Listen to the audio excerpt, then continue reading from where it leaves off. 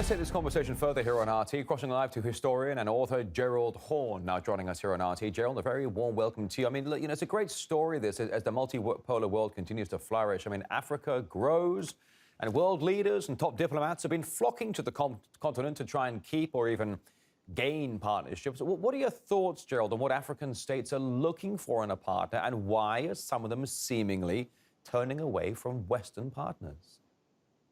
Well, I think the answer is obvious. Recall that it was decades ago that the first U.S. President, George H.W. Bush, that is to say, the first President Bush, announced with portent that the United States had more will than wallet.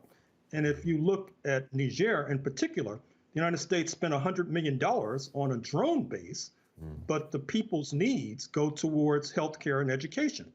In the meantime, China, the China National Petroleum Company, arrived with a $400 million check in exchange for Niger's oil to be transported in a multi-billion-dollar pipeline to Benin on the Atlantic coast, then to be transported to China.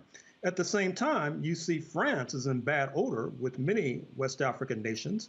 They resent the decades of colonialism, and they also resent the fact that France has exploited their resources. A good deal of the uranium that powers French electricity to this very second comes from uranium from Niger. The U.S. administration was quite unhappy when Niger sought to break that deal and instead try to deal with Iran instead. And so we see that U.S. relations with Niger and in Africa in general are in crisis. Yeah, I think, listen, you make a really good comment there. I appreciate it, Gerald. A nice, well-rounded comment as well.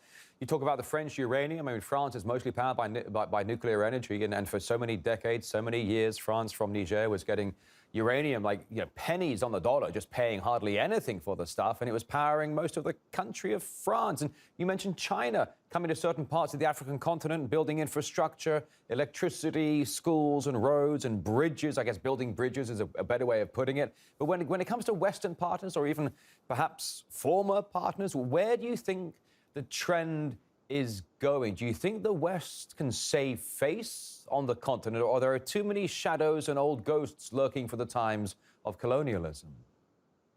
Too many shadows and old ghosts indeed. They appeared and materialized when the U.S. General Michael Langley, he's the head of AFRICOM, the so-called Africa Command, which monitors Africa militarily, showed up in Niamey, the capital of Niger, and began to counsel the Nigerian authorities about getting too close to Russia and China and Iran.